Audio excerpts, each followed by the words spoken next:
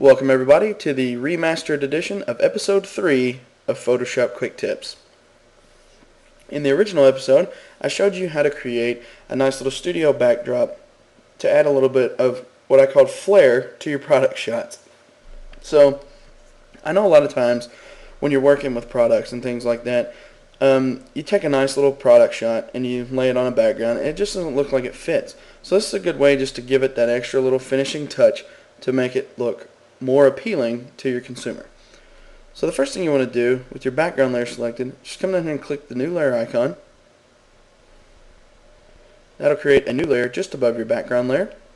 And then come down to your color picker and pick kind of a complementary type color to your background. In this case I just chose like a little light brown. I'm going to fill that layer using Option Delete or Alt Backspace on my keyboard. Next, what I want to do is grab my rectangular marquee tool and then draw a selection about an inch in from all the sides. Something kind of like that.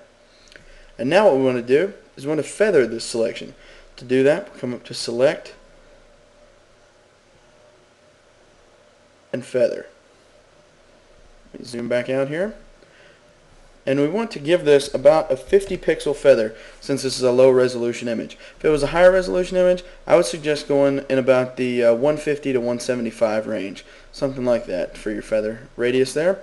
So now I'm just going to click OK.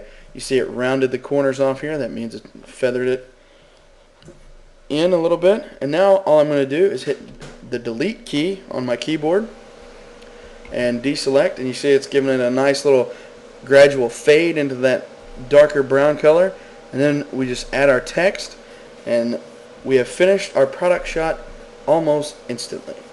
So this is it for this episode of Photoshop Quick Tips, the remastered edition. Be sure to post any of your questions or comments on my blog site at www.photoshopquicktips.com. Thanks very much for watching. We'll see you next time.